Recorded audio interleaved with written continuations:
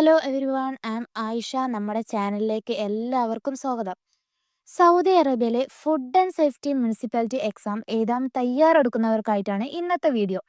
ഇന്ന് നമ്മൾ പഠിക്കുന്നത് മൈക്രോബിയൽ ഫുഡ് മലിനീകരണം അഥവാ സൂക്ഷ്മാണുക്കൾ വഴി ഭക്ഷണം എങ്ങനെ മലിനമാകുന്നു എന്നതിനെ കുറിച്ചാണ്. അപ്പോൾ പരീക്ഷയ്ക്ക് വരാൻ സാധ്യതയുള്ള പ്രധാനപ്പെട്ട കാര്യങ്ങൾ നമുക്കൊന്ന് നോക്കാം. പരീക്ഷയിലെ ഏറ്റവും പ്രധാനപ്പെട്ട ഒരു ഭാഗമാണ് മൈക്രോബിയൽ കണ്ടാമിനേഷൻ അഥവാ സൂക്ഷ്മാണുക്കൾ വഴിയുള്ള മലിനീകരണം. ഇത് എന്താണെന്നും എങ്ങനെയൊക്കെയാണ് സംഭവിക്കുന്നതെന്നും നമുക്ക് നോക്കാം. നമ്മുടെ നഗ്ന നേത്രങ്ങൾ കൊണ്ട് കാണാൻ കഴിയാത്ത ചെറിയ ജീവികളാണ് സൂക്ഷ്മാണുക്കൾ. എങ്ങനെയാണ് നമ്മുടെ നഗ്ന നേത്രങ്ങൾ കൊണ്ട് കാണാൻ കഴിയാത്ത, അതായത് നമ്മുടെ കണ്ണുകൊണ്ട് കാണാൻ കഴിയാത്ത അത്രയും ചെറിയ ജീവികളെയാണ് സൂക്ഷ്മാണുക്കൾ എന്ന് പറയുന്നത്. ഇതിൽ ബാക്ടീരിയ, വൈറസ്, പൂപ്പൽ, പാരസൈറ്റിസ് എന്നിവ ഉൾപ്പെടുന്നുണ്ട്. ഇതിൽ ഭക്ഷ്യസുരക്ഷയിൽ ഏറ്റവും വലിയ ഭീഷണിയായി കണക്കാക്കുന്നത് ബാക്ടീരിയകളെയാണ്. അപ്പോൾ ഈ ഭാഗത്ത് നിന്ന് 2-3 ക്വസ്റ്റ്യൻസ് വരാൻ നല്ല ചാൻസ് ഉണ്ട്. വളരെ ഇമ്പോർട്ടൻ്റ് ആയിട്ടുള്ളതാണ്. ചിലപ്പോൾ ഇങ്ങനെയൊക്കെ ക്വസ്റ്റ്യൻ വരാം. മൈക്രോബിയൽ മലിനീകരണം എന്ത് മൂലമാണ് ഉണ്ടാകുന്നത്? അവിടെ ആ ഓപ്ഷൻസിൽ സൂക്ഷ്മജീവികളെ ബാക്ടീരിയ എന്ന് കണ്ടാലേ നിങ്ങൾ മനസ്സിലാക്കണം അതാണ് കറക്റ്റ് ആൻസർ എന്നുള്ളത്. ഓക്കെ, ചിലപ്പോൾ നിങ്ങൾ കൺഫ്യൂഷൻ ആക്കാൻ വേണ്ടി കീടനാശിനി, മുടി, അസ്ഥി, എല്ല് ഇവയൊക്കെ കൊടുത്തിട്ടുണ്ടാവും. പക്ഷെ അതൊക്കെ തെറ്റ് ആൻസറാണ്. സൂക്ഷ്മജീവികളെ ബാക്ടീരിയ, ഈ 2 ഓപ്ഷൻ കണ്ടാലേ നിങ്ങൾ ഒന്നും നോക്കണ്ട, അതിൽ ഫിക്സ് ചെയ്യണം. ഓക്കെ, അതാണ് കറക്റ്റ് ആൻസർ. പിന്നെ മറ്റൊരു രീതിയിലും ക്വസ്റ്റ്യൻ വരാം. നമ്മുടെ നഗ്ന നേത്രങ്ങൾ കൊണ്ട് കാണാൻ കഴിയുന്നതാണ് മൈക്രോബിയൽ മലിനീകരണം. ഇത് ശരിയോ തെറ്റോ എന്ന് ചോദിക്കാം. അപ്പൊ നമ്മളിവിടെ പഠിച്ചല്ലോ, നമ്മുടെ നഗ്ന നേത്രങ്ങൾ കൊണ്ട് കാണാൻ കഴിയാത്തതാണ് മൈക്രോബിയൽ മലിനീകരണം. അപ്പൊ ഈ പ്രസ്താവന തെറ്റല്ലേ? അപ്പൊ ആ പ്രസ്താവന തെറ്റാണ് നമ്മളാണ് കൊടുക്കേണ്ടത്. ഓക്കെ, പരീക്ഷയിൽ പ്രധാനമായും ചോദിക്കുന്ന ഒരു ഭാഗമാണ് ബാക്ടീരിയകളെ കുറിച്ച്. എല്ലാ ബാക്ടീരിയകളും നമുക്ക് ശത്രുക്കളാണോ? നമുക്ക് നോക്കാം. എല്ലാ ബാക്ടീരിയകളും നമുക്ക് ഉപദ്രവം ചെയ്യുന്നവയല്ല. ആഹാര സാധനങ്ങൾ ഉണ്ടാക്കാൻ സഹായിക്കുന്ന ചില നല്ല ബാക്ടീരിയകളുണ്ട്. ഉദാഹരണത്തിന് പാല് തൈരാക്കാൻ സഹായിക്കുന്ന ബാക്ടീരിയകൾ, ചീസ് നിർമ്മാണത്തിന് സഹായിക്കുന്നവ, ഇവയൊക്കെ നമുക്ക് ഉപകാരപ്രദമായിട്ടുള്ള ബാക്ടീരിയകളാണ്. ഇനി ചീത്ത ബാക്ടീരിയകൾ എന്നാല് ഭക്ഷണത്തിലൂടെ നമുക്ക് രോഗങ്ങൾ ഉണ്ടാക്കുന്ന ബാക്ടീരിയകളാണ് ചീത്ത ബാക്ടീരിയകളായി കണക്കാക്കപ്പെടുന്നത്. എങ്ങനെയാണ്? ഭക്ഷണത്തിലൂടെ നമുക്ക് രോഗങ്ങൾ ഉണ്ടാക്കുന്ന ബാക്ടീരിയകളാണ് ചീത്ത ബാക്ടീരിയകൾ. ഇവ ഭക്ഷണത്തിൽ കലരുന്നത് വഴിയാണ് നമുക്ക് ഫുഡ് പോയ്സൺ ഒക്കെ ഉണ്ടാകുന്നത്. അപ്പൊ അത് ഓക്കെ അല്ലേ? ബലദിയ എക്സാമിലെ ഏറ്റവും പ്രധാനപ്പെട്ട, എപ്പോഴും പരീക്ഷയ്ക്ക് ചോദിക്കാറുള്ള ഒരു ക്വസ്റ്റ്യൻ ആണ് ബാക്ടീരിയയുടെ വളർച്ചാ ഘടകങ്ങളെ കുറിച്ച്. ഇതിനൊരു ഷോർട്ട് ഫോം വിളിക്കും ഫാറ്റം. ഫാറ്റം മീൻസ് എന്തൊക്കെയാണ്? F means food, A means acidity, T means time, മറ്റേ ടി ടെമ്പറേച്ചർ, ഓ മീൻസ് ഓക്സിജന്, എം മീൻസ് മോയ്സ്ചർ. അപ്പൊ നമുക്കിത് എന്തൊക്കെയാന്ന് വിശദീകരിച്ചൊന്ന് നോക്കാം. അപ്പോൾ ബാക്ടീരിയകൾക്ക് വളരാൻ പ്രധാനമായും 6 കാര്യങ്ങളാണ് വേണ്ടത്. നമ്മൾ ഷോർട്ട് ഫോം പഠിച്ചു ഫാറ്റം എന്ന്. അപ്പോൾ ഇതിന്റെ ഫുൾ ആയിട്ട് നമുക്ക് നോക്കാം വിശദീകരിച്ച്. അപ്പോൾ ഇതിൽ ഫസ്റ്റ് വരുന്നത് ഫുഡാണ്, ഭക്ഷണം. പ്രത്യേകിച്ച് പ്രോട്ടീൻ അടങ്ങിയ ഭക്ഷണങ്ങൾ. പ്രോട്ടീൻ അടങ്ങിയ ഭക്ഷണങ്ങളിലാണ് ബാക്ടീരിയകളെ കൂടുതലായും കാണപ്പെടുന്നത്. ഇതിന് ഉദാഹരണം എന്താണ്? ഇറച്ചി, പാല്, മുട്ട എന്നിവ പ്രോട്ടീൻ അടങ്ങിയ ഭക്ഷണങ്ങൾക്ക് ഉദാഹരണമാണ്. അപ്പൊ അത് കിട്ടിയില്ലേ? നെക്സ്റ്റ് വരുന്നത് അസിഡിറ്റി ആണ്. ബാക്ടീരിയകൾക്ക് വലിയ പുളിപ്പില്ലാത്ത ഭക്ഷണങ്ങളാണ് ഇഷ്ടം. ഓക്കെ, വലിയ പുളിപ്പുള്ള ഭക്ഷണങ്ങളിലൊന്നും ബാക്ടീരിയകളെ കാണപ്പെടാറില്ല. നെക്സ്റ്റ് വരുന്നത് ടൈമാണ്. ഓരോ 20 മിനിറ്റിലും ബാക്ടീരിയകൾ ഇരട്ടിയാകാനുള്ള സാധ്യതയുണ്ട്. അതുകൊണ്ട് തന്നെ ടൈം എന്ന് പറയുന്നത് വളരെ ഇമ്പോർട്ടൻ്റ് ആയിട്ടുള്ള ഒന്നാണ്. നെക്സ്റ്റ് വരുന്നത് താപനില, അതായത് ടെമ്പറേച്ചർ. 5 ഡിഗ്രി സെൽഷ്യസിനും 63 ഡിഗ്രി സെൽഷ്യസിനും ഇടയിലുള്ള താപനിലയിൽ ഇവ അതിവേഗം വളരുന്നു. ഇതിനെയാണ് ഡേഞ്ചർ സോൺ എന്ന് വിളിക്കുന്നത്. ഓക്കെ, 5 ഡിഗ്രി സെൽഷ്യസിനും 63 ഡിഗ്രി സെൽഷ്യസിനും ഇടയിലുള്ള താപനിലയിൽ ഇവ അതിവേഗം വളരുന്നുണ്ട്. ഇതിനെ ഡേഞ്ചർ സോൺ എന്ന് വിളിക്കുന്നു. വളരെ ഇമ്പോർട്ടൻ്റ് ആയിട്ടുള്ളതാണ്, നോക്കി വെക്കുക. നെക്സ്റ്റ് വരുന്നത് ഓക്സിജന്. ചില ബാക്ടീരിയകൾക്ക് വളരാൻ വായു വേണം, എന്നാൽ ചില ബാക്ടീരിയകൾക്ക് വായുവിൻ്റെ ആവശ്യമില്ലാതെയും വളരും. ഓക്കെ, നെക്സ്റ്റ് ഈർപ്പം വളരെ ഇമ്പോർട്ടൻ്റ് ആയിട്ടുള്ളതാണ്. വെള്ളത്തിന്റെ സാന്നിധ്യം ബാക്ടീരിയയുടെ വളർച്ചയ്ക്ക് അത്യാവശ്യമാണ്. ഇതുണ്ടെങ്കിൽ ഈർപ്പം ഉണ്ടെങ്കിലേ ബാക്ടീരിയയുടെ വളർച്ച ഉണ്ടാവുകയുള്ളൂ. ഓക്കെ, പിന്നെ ഇതിൽ പ്രധാനപ്പെട്ട ഒന്നാണ് ടൈം. നമ്മൾ നേരത്തെ പഠിച്ചു ഓരോ 20 മിനിറ്റിനും ബാക്ടീരിയ വളരാൻ സാധ്യതയുണ്ട് എന്നുള്ളത്. അതുകൊണ്ട് തന്നെ ഒരു സാധാ റൂം ടെമ്പറേച്ചറിൽ 2 മണിക്കൂറിൽ കൂടുതൽ ഭക്ഷണം സൂക്ഷിക്കാൻ പാടില്ല. ഓക്കെ. അപ്പോൾ അത് ക്വസ്റ്റ്യൻ വരാൻ ചാൻസ് ഉണ്ട്. അടുത്തതായി നമ്മൾ നോക്കുന്നത് ഹൈ റിസ്ക് ഫുഡിനെ പറ്റിയാണ്. ഭക്ഷ്യവിഷബാധയുണ്ടാക്കാൻ ഏറ്റവും കൂടുതൽ സാധ്യതയുള്ള ആഹാര സാധനങ്ങളെയാണ് ഹൈ റിസ്ക് ഫുഡ് എന്ന് വിളിക്കുന്നത്. എങ്ങനെയാണ് ഒന്നുകൂടി പറഞ്ഞു നോക്കിയേ. ഭക്ഷ്യവിഷബാധയുണ്ടാക്കാൻ ഏറ്റവും കൂടുതൽ സാധ്യതയുള്ള ആഹാര സാധനങ്ങളെയാണ് ഹൈ റിസ്ക് ഫുഡ് എന്ന് വിളിക്കുന്നത്. ഇവ പെട്ടെന്ന് കേടാകാനും ബാക്ടീരിയകൾ വളരാനും സാധ്യതയുള്ളവയാണ്. അതുകൊണ്ടാണ് ഇവ ഹൈ റിസ്ക് ഫുഡിൽ ഉൾപ്പെടുന്നത്. ഓക്കെ. അപ്പൊ ഈ ഹൈ റിസ്ക് ഫുഡിന് ചില ഉദാഹരണങ്ങളുണ്ട്. അത് ഏതൊക്കെയാണ് ഞാൻ നിങ്ങൾക്ക് പറഞ്ഞുതരാം. ഒന്നാമതായി പറയുന്നത് മാംസവും ഉൽപ്പന്നങ്ങളും. മാംസവും ഉൽപ്പന്നങ്ങളും എന്നതിൽ ഉദ്ദേശിക്കുന്നത് എന്തൊക്കെയാണ്? പാകം ചെയ്ത ഇറച്ചി, ചിക്കൻ കറികള്, സലാഡുകള്, ഇതൊക്കെ മാംസവും ഉൽപ്പന്നങ്ങളും കൊണ്ട് ഉദ്ദേശിക്കുന്നതാണ്. നെക്സ്റ്റ് വരുന്നത് കടൽ വിഭവങ്ങളാണ്. മീൻ കറികള്, കൊഞ്ച്, കക്ക തുടങ്ങിയവ കടൽ വിഭവങ്ങളിൽ പെടുന്നവയാണ്. നെക്സ്റ്റ് പാലുൽപ്പന്നങ്ങള്. പാല്, തൈര്, ക്രീം, ചീസ്, പായസം തുടങ്ങിയൊക്കെ പാലുൽപ്പന്നങ്ങളിൽ പെടുന്നതാണ്. ഇവയിലൊക്കെ ബാക്ടീരിയ അടങ്ങാൻ നല്ല ചാൻസ് ഉണ്ട്. അതുകൊണ്ടാണ് ഇത് ഹൈ റിസ്ക് ഫുഡിൽ ഉൾപ്പെടുത്തിയിട്ടുള്ളത്.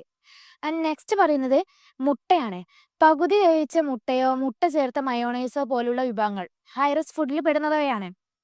നെക്സ്റ്റ് പറയുന്നത് പാകം ചെയ്ത ചോറും പാസ്തയും. ഇത് വളരെ ഇമ്പോർട്ടൻ്റ് ആയിട്ടുള്ള ഒന്നാണ് കേട്ടോ. എക്സാമിന് ചോദിക്കാൻ നല്ല ചാൻസ് ഉള്ള ഒന്നാണ്. പാകം ചെയ്ത ചോറും പാസ്തയും ഹൈ റിസ്ക് ഫുഡിൽ പെടുന്നതാണ്. ചോറ് പാകം ചെയ്ത് കഴിഞ്ഞ് പുറത്ത് വെച്ചാൽ അതിൽ ബാക്ടീരിയ വരാൻ നല്ല ചാൻസ് ഉണ്ട്. അതുകൊണ്ടാണ് അത് ഹൈ റിസ്ക് ഫുഡിൽ ഉൾപ്പെടുത്തിയിട്ടുള്ളത്. നെക്സ്റ്റ് പറയുന്നത് മുറിച്ച് വെച്ച പഴങ്ങളും പച്ചക്കറികളും. പ്രത്യേകിച്ച് ഈ സലാഡിലൊക്കെ അതിലൊക്കെ ബാക്ടീരിയ അടങ്ങാൻ വളരെയധികം സാധ്യതയുള്ള ഒന്നാണ്. ഓക്കെ. അപ്പൊ ഇത്രയൊക്കെയാണ് ഹൈ റിസ്ക് ഫുഡിന്റെ ഉദാഹരണങ്ങൾ. അപ്പൊ ഇതിന്ന് 2-3 ക്വസ്റ്റ്യൻസ് വരാൻ നല്ല ചാൻസ് ഉണ്ട്. എല്ലാവരും നോക്കി വെക്കണം. ഇങ്ങനത്തെ ക്വസ്റ്റ്യൻ വരാം. എന്താണ് ഹൈ റിസ്ക് ഫുഡ് എന്നുള്ളത്? എന്താണ്? അതെ, ഈർപ്പവും പ്രോട്ടീനും അടങ്ങിയ ഭക്ഷണ പദാർത്ഥങ്ങളെയാണ് ഹൈ റിസ്ക് ഫുഡ് എന്ന് വിളിക്കുന്നത്. എന്താണ്? ഈർപ്പവും പ്രോട്ടീനും അടങ്ങിയ ഭക്ഷണ പദാർത്ഥങ്ങളെയാണ് ഹൈ റിസ്ക് ഫുഡ് എന്ന് വിളിക്കുന്നത്. നീ അത് മറക്കൂലല്ലോ? അത് പഠിച്ചില്ലേ? അപ്പൊ നമ്മൾ ഹൈ റിസ്ക് ഫുഡ് എന്താന്നുള്ളത് പഠിച്ചു. ഇനി അടുത്ത് നമ്മൾ നോക്കുന്നത് ലോ റിസ്ക് ഫുഡാണ്. എന്താണ് ലോ റിസ്ക് ഫുഡ്? ബാക്ടീരിയകൾക്ക് എളുപ്പത്തിൽ വളരാൻ സാധിക്കാത്ത ഭക്ഷണങ്ങളെയാണ് ലോ റിസ്ക് ഫുഡ് എന്ന് പറയുന്നത്. എന്താണ്? ബാക്ടീരിയകൾക്ക് എളുപ്പത്തിൽ വളരാൻ സാധിക്കാത്ത ഭക്ഷണങ്ങളെയാണ് ലോ റിസ്ക് ഫുഡ് എന്ന് പറയുന്നത്. ഇനി ആരും മറക്കൂലല്ലോ? അപ്പൊ ഇനി ഇതിന് ഉദാഹരണങ്ങൾ ഒന്ന് പറഞ്ഞുതരാം നിങ്ങൾക്ക്. എന്താണ് ഉദാഹരണങ്ങള്? ഉണങ്ങിയ ഭക്ഷണങ്ങള്. ഉണങ്ങിയ ഭക്ഷണങ്ങൾ എന്ന് വെച്ചാല് അരി, ധാന്യങ്ങള് എന്നിവയൊക്കെ ഉണങ്ങിയ ഭക്ഷണങ്ങളാ. നെക്സ്റ്റ് ഉദാഹരണമായിട്ട് പറയുന്നത് ബിസ്ക്കറ്റ്, വിനാഗിരി ചേർത്ത അച്ചാറുകള്. ഇതിലൊന്നും ബാക്ടീരിയകൾക്ക് എളുപ്പത്തിൽ കയറാൻ സാധിക്കില്ല. പിന്നെ ഉപ്പ് കൂടുതൽ അടങ്ങിയ ഭക്ഷണങ്ങള്. ഇതിലൊന്നും ബാക്ടീരിയകൾ ഉണ്ടാവാറില്ല. ഓക്കെ. അപ്പൊ അതൊക്കെയാണ് അതിന് ഉദാഹരണങ്ങളായി പറയുന്നത്. നെക്സ്റ്റ് നമ്മൾ നോക്കുന്നത് ടെമ്പറേച്ചർ ആണ്. ചൂട്. ഇത് വളരെ പ്രധാനപ്പെട്ട ഒന്നാണ്. ഇമ്പോർട്ടൻ്റ് ആയിട്ടുള്ള ഒന്നാണ്. നോക്കി വെക്കണം. അപ്പൊ ഇതിൽ എന്താണ് പറയുന്നത്? ഭക്ഷ്യസുരക്ഷയിൽ ഏറ്റവും പ്രധാനപ്പെട്ട ഒന്നാണ് ഡേഞ്ചർ സോൺ. ഓക്കെ. ഭക്ഷ്യസുരക്ഷയിൽ ഏറ്റവും പ്രധാനപ്പെട്ട ഒന്നാണ് ഡേഞ്ചർ സോൺ. അപ്പോൾ 5 ഡിഗ്രി സെൽഷ്യസിനും 63 ഡിഗ്രി സെൽഷ്യസിനും ഇടയിലുള്ള താപനിലയിലാണ് ബാക്ടീരിയകൾ അതിവേഗം വളരുന്നത്. എത്രയാണ്? 5 ഡിഗ്രി സെൽഷ്യസിനും 63 ഡിഗ്രി സെൽഷ്യസിനും ഇടയിലുള്ള താപനിലയിലാണ് ബാക്ടീരിയകൾ അതിവേഗം വളരുന്നത്. അപ്പൊ ഭക്ഷണം എപ്പോഴും ഇതിന് പുറത്തുള്ള താപനിലയിൽ സൂക്ഷിക്കണം. അതായത് 5 ഡിഗ്രി സെൽഷ്യസിന് താഴെ ഒന്നെങ്കിൽ സൂക്ഷിക്കണം, അല്ലെങ്കിൽ 63 ഡിഗ്രി സെൽഷ്യസിന് മുകളിലായിട്ട് വേണം ടെമ്പറേച്ചർ വരാൻ. ഓക്കെ. അപ്പൊ ഇതിന് ഈ 5 ഡിഗ്രി സെൽഷ്യസിനും 63 ഡിഗ്രി സെൽഷ്യസിനും ഇടയിലുള്ള താപനിലയിലാണ് ഫുഡ് സൂക്ഷിക്കുന്നത് എങ്കിൽ അതിൽ ബാക്ടീരിയകൾക്ക് അതിവേഗം വളരാൻ സാധിക്കും. അതാണ് ഇതിൽ പറയുന്നത്. നെക്സ്റ്റ് നമ്മൾ നോക്കുന്നത് തണുത്ത ഭക്ഷണത്തിന്റെ ടെമ്പറേച്ചർ ആണ്. തണുത്ത ഭക്ഷണത്തിന് എത്രയാണ് ടെമ്പറേച്ചർ വരുന്നത്? 5 ഡിഗ്രി സെൽഷ്യസിന് താഴെ. എത്രയാണ്?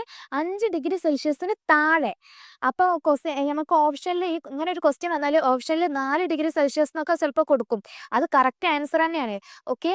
അപ്പോൾ തണുത്ത ഭക്ഷണം 5 ഡിഗ്രി സെൽഷ്യസിന് താഴെ. നെക്സ്റ്റ് പറയുന്നത് ചൂടുള്ള ഭക്ഷണം. ചൂടുള്ള ഭക്ഷണം എത്രയാണ്? 63 ഡിഗ്രി സെൽഷ്യസിന് മുകളിൽ. ഓക്കെ, നമ്മൾ ഈ ബാക്ടീരിയകളൊക്കെ പോകാൻ വേണ്ടി എത്രയാണ് ടെമ്പറേച്ചർ പറയുന്നത്? 63 ഡിഗ്രി സെൽഷ്യസിന് മുകളിലാണ്. അപ്പോൾ ചൂടുള്ള ഭക്ഷണം 63 ഡിഗ്രി സെൽഷ്യസിന് മുകളിൽ. ഇനി അതാരും മറക്കണ്ട. നെക്സ്റ്റ് ഫ്രീസർ ആണ്. ഫ്രീസറിൽ എത്രയാണ് ടെമ്പറേച്ചർ? -18 degree Celsius. ഓക്കെ, ഫ്രീസറിൽ -18 ഡിഗ്രി സെൽഷ്യസ്. അപ്പോൾ നിങ്ങളെ ഓപ്ഷനിൽ ചിലപ്പോൾ 18 ഡിഗ്രി സെൽഷ്യസ് മാത്രമേ കൊടുത്തിട്ടുണ്ടാവുള്ളൂ. അത് തെറ്റ ആൻസർ ആണ്. ഓക്കെ, -18 ഡിഗ്രി സെൽഷ്യസ് ആണ് ഫ്രീസറിന്റെ ടെമ്പറേച്ചർ വരുന്നത്. നെക്സ്റ്റ്, ഭക്ഷണം രണ്ടാമത് ചൂടാക്കുമ്പോൾ റീഹീറ്റ് ചെയ്യുമ്പോൾ എത്രയാണ് സെൽഷ്യസ്? 75 degree Celsius. ഓക്കെ, ഭക്ഷണം രണ്ടാമത് ചൂടാക്കുമ്പോൾ 75 ഡിഗ്രി സെൽഷ്യസ് ആണ് വരുന്നത്. അപ്പൊ ഇതില് കുറെ ആൾക്കാർ തെറ്റ ആൻസർ ഒക്കെ പറയാണ്ട് 63 ഡിഗ്രി സെൽഷ്യസ് എന്നൊക്കെ പറയലുണ്ട്. അപ്പൊ ഇതിന് കറക്റ്റ് ആൻസർ ഏതാണ്? റീഹീറ്റ് ചെയ്യുമ്പോൾ 75 ഡിഗ്രി സെൽഷ്യസ് ആണ് വേണ്ടത്. നെക്സ്റ്റ് പറയുന്നത് ഭക്ഷണം പാകം ചെയ്യുമ്പോൾ ഉൾഭാഗത്തെ താപനില അതും 75 ഡിഗ്രി സെൽഷ്യസ് ആണ്. എങ്ങനെയാണ്? ഭക്ഷണം പാകം ചെയ്യുമ്പോൾ ഉൾഭാഗത്തെ താപനില 75 ഡിഗ്രി സെൽഷ്യസ് ആണ് വേണ്ടത്. ഓക്കെ, പരീക്ഷയ്ക്ക് ചോദിക്കുന്ന മറ്റൊരു പ്രധാനപ്പെട്ട ഒരു ഭാഗമാണ് ക്രോസ് കണ്ടാമിനേഷൻ. നമ്മൾ ക്രോസ് കണ്ടാമിനേഷനെ കുറിച്ച് ഫസ്റ്റ് പാർട്ടിൽ ക്വസ്റ്റ്യൻ ഇട്ടിട്ടുണ്ടായിരുന്നു. അതിലൊക്കെ ക്വസ്റ്റ്യൻ വന്നിട്ടുണ്ട്. അപ്പോൾ ഇത് വളരെ ഇമ്പോർട്ടൻ്റ് ആയിട്ടുള്ളതാണ്. അപ്പോൾ എന്താണ് ക്രോസ് കണ്ടാമിനേഷൻ? ഒരു വസ്തുവിലെ രോഗാണു മറ്റൊരു വസ്തുവിലൂടെ ഭക്ഷണത്തിലേക്ക് പകരുന്നതിനെയാണ് ക്രോസ് കണ്ടാമിനേഷൻ എന്ന് പറയുന്നത്. എങ്ങനെയാണ്? ഒരു വസ്തുവിലെ രോഗാണു മറ്റൊരു വസ്തുവിലൂടെ ഭക്ഷണത്തിലേക്ക് പകരുന്നതിനെയാണ്. ഒന്നും കൂടി ചുരുക്കി പറയുകയാണെങ്കിൽ, ഒരു സ്ഥലത്ത് നിന്നും അണുക്കൾ മറ്റൊരു സ്ഥലത്തേക്ക് പകരുന്നത്. എങ്ങനെ? ഒരു സ്ഥലത്ത് നിന്നും അണുക്കൾ മറ്റൊരു സ്ഥലത്തേക്ക് പകരുന്നതിനെയാണ് ക്രോസ് കണ്ടാമിനേഷൻ എന്ന് പറയുന്നത്. ഓക്കെ, അപ്പോൾ ഇതെങ്ങനെ സംഭവിക്കുന്നത് എന്ന് നമുക്ക് നോക്കാം. ഇതിനൊരു ഉദാഹരണമാണ് നമ്മൾ ഈ പച്ചിറച്ചി മുറിച്ച കത്തി കഴുകാതെ അത് ഉപയോഗിക്കുക എന്ന് വെച്ചാൽ, മറ്റൊരു സലാഡ് മുറിക്കാൻ ഈ കത്തി ഉപയോഗിച്ചാൽ അപ്പോൾ ആ കത്തിയിലെ ബാക്ടീരിയ എന്തിലേക്ക് പകരും? സലാഡിലേക്ക് പകരും. ഇതാണ് ക്രോസ് കണ്ടാമിനേഷൻ എന്ന് പറയുന്നത്. ഓക്കെ, നെക്സ്റ്റ് നമ്മൾ നോക്കുന്നത് സ്റ്റോറേജ് റൂൾസ് ആണ്. ഭക്ഷണം സൂക്ഷിക്കേണ്ട ചില രീതികളുണ്ട്. അത് എന്തൊക്കെയാണെന്ന് നമുക്ക് നോക്കാം. പലപ്പോഴും ഈ ഒരു കാര്യത്തിൽ പല തെറ്റുകളും വരുത്താറുണ്ട് നമ്മൾ. ഓക്കെ, അപ്പോൾ എന്തൊക്കെയാണെന്ന് ഞാൻ പറഞ്ഞുതരാം. ടോപ്പ് ഷെൽഫിൽ, അതായത് മുകളിലത്തെ നിലയിൽ കഴിക്കാൻ തയ്യാറായ ഭക്ഷണങ്ങൾ വേണം സൂക്ഷിക്കാൻ. ഓക്കെ, ടോപ്പ് ഷെൽഫിൽ കഴിക്കാൻ തയ്യാറായ ഭക്ഷണങ്ങൾ. ആൻഡ് താഴെ തട്ടിലോ പച്ചയിറച്ചിയും മീനും. ഓക്കെ, മുകളത്തെ നിലയിൽ കഴിക്കാൻ തയ്യാറായ ഭക്ഷണങ്ങളും താഴത്തെ നിലയിൽ പച്ചിറച്ചിയും മീനും. ഇങ്ങനെ വെക്കാനുള്ള കാരണം എന്താണ്? ഈ ഇറച്ചിയിൽ നിന്നുള്ള നീരൊക്കെ താഴെ ഭക്ഷണത്തിലേക്ക് വീഴാൻ സാധ്യതയുണ്ട്. അതുകൊണ്ടാണ് അത് ഇങ്ങനെ സൂക്ഷിക്കുന്നത്. ഓക്കെ, ഇന്ന് ക്വസ്റ്റ്യൻ വരാൻ ചാൻസ് ഉണ്ട്. എങ്ങനെയായിരിക്കും ക്വസ്റ്റ്യൻ? വീഡിയോ ക്വസ്റ്റ്യൻ ആയിരിക്കും. ഒരു വീഡിയോ കാണിച്ചിട്ട് ചോദിക്കും ഇത് തെറ്റോ ശരിയോ. അപ്പം നിങ്ങൾ എന്താ വീഡിയോയിൽ നോക്കണത്? മുകളിലെ ഷെൽഫിൽ എന്താണ്, താഴത്തെ തട്ടിൽ എന്താണ്, ഇതാണ് നമ്മൾ നോക്കേണ്ടത്. മുകളിൽ വെക്കുന്നത് തയ്യാറാക്കിയ ഭക്ഷണങ്ങളാണ്. താഴത്തെ തട്ടിലോ നമ്മൾ വേവിക്കാതെ ഇറച്ചി മീനും അതൊക്കെ ഉണ്ടാവില്ല, അതാണ് താഴെ തട്ടിൽ വെക്കേണ്ടത്. അപ്പോൾ അതാണ് നമ്മൾ മെയിനായിട്ട് ഇത് നോക്കേണ്ടത്. ഓക്കെ, നെക്സ്റ്റ് നമ്മൾ നോക്കുന്നത് പ്രതിരോധ മാർഗങ്ങളാണ്. എന്തിൽ നിന്ന്? ബാക്ടീരിയയിൽ നിന്നുള്ള പ്രതിരോധ മാർഗങ്ങൾ എന്തൊക്കെയാണെന്ന് നോക്കുന്നത്. അതിലൊന്നാമത്തതാണ് കൈകൾ കൃത്യമായി കഴുകുക. അപ്പോൾ ക്വസ്റ്റ്യൻ ഇങ്ങനെ വരാം, കൈകൾ എത്ര സെക്കൻഡ് കഴുകുക എന്നുള്ളത്. എത്ര സെക്കൻഡാണ്? 20 സെക്കൻഡാണ് കൈകൾ കഴുകേണ്ടത്. ഓക്കെ, പിന്നെ രണ്ടാമത്തത് അസംസ്കൃത ഭക്ഷണവും കഴിക്കാൻ തയ്യാറായ ഭക്ഷണവും വേർതിരിച്ച് വെക്കുക. ഓക്കെ, അസംസ്കൃത ഭക്ഷണവും കഴിക്കാൻ തയ്യാറായ ഭക്ഷണവും വേർതിരിച്ച് വെക്കുക. പിന്നെന്ന് പറഞ്ഞാൽ ഫ്രിഡ്ജിൽ ഇറച്ചി എപ്പോഴും താഴത്തെ ഷെൽഫിൽ സൂക്ഷിക്കുക. ഇതിലെ ദ്രാവങ്ങൾ മറ്റ് ഭക്ഷണങ്ങളിൽ വീഴരുത്. അത് നമ്മളിപ്പോൾ പഠിച്ചല്ലോ. എങ്ങനെയാണ് ഫ്രിഡ്ജിൽ ഇറച്ചിയും മീനൊക്കെ താഴത്തെ തട്ടിൽ വേണം സൂക്ഷിക്കാൻ. അതെന്തുകൊണ്ടാണ്? ഇതിലെ നീരുകളൊന്നും ഭക്ഷണത്തിലേക്ക് വീഴാതിരിക്കാൻ വേണ്ടിയാണ്. പിന്നെ പറയുന്നത് ഭക്ഷണം എപ്പോഴും മൂടി വെക്കുക. അത് പിന്നെ നമുക്ക് ബേസിക് ആയിട്ട് അറിയുന്ന കാര്യമാണല്ലോ. ഓക്കെ, അപ്പോൾ അത് കിട്ടിയില്ലേ? അപ്പോൾ ഇത്രയും കാര്യങ്ങളാണ് നമ്മൾ ഈ വീഡിയോയിൽ പറഞ്ഞിട്ടുള്ളത്. ഓക്കെ, അപ്പോൾ ഇതിനെ ബേസിക് ചെയ്തുകൊണ്ടാണ് അടുത്ത പാർട്ടിലെ ക്വസ്റ്റ്യൻസ് വരുന്നത്. അപ്പോൾ ഇത് അറിഞ്ഞിരുന്നാലേ നമുക്ക് ആ ക്വസ്റ്റ്യൻ ആൻസർ ചെയ്യാൻ പറ്റുള്ളൂ. അതുകൊണ്ട് തന്നെ ഇത് മസ്റ്റ് ആയിട്ട് എല്ലാവരും ഒന്ന് വാച്ച് ചെയ്യുക. പിന്നെ കൂടാതെ തന്നെ നിങ്ങളുടെ കൂടെ വർക്ക് ചെയ്യണവർക്കൊക്കെ ഇത് ഷെയർ ചെയ്ത് കൊടുക്കുക. എല്ലാവർക്കും ഉപകാരമുള്ള ഒന്നല്ലേ, അപ്പോൾ എല്ലാവരും ഷെയർ ചെയ്യുക. അപ്പോൾ വീഡിയോ ഇഷ്ടപ്പെട്ടെങ്കിൽ എല്ലാവരും ലൈക്ക് ചെയ്യുക, സബ്സ്ക്രൈബ് ചെയ്യുക, ഷെയർ ചെയ്യുക. അപ്പോൾ ഓക്കെ, അടുത്ത വീഡിയോ ആയിട്ട് വരാം.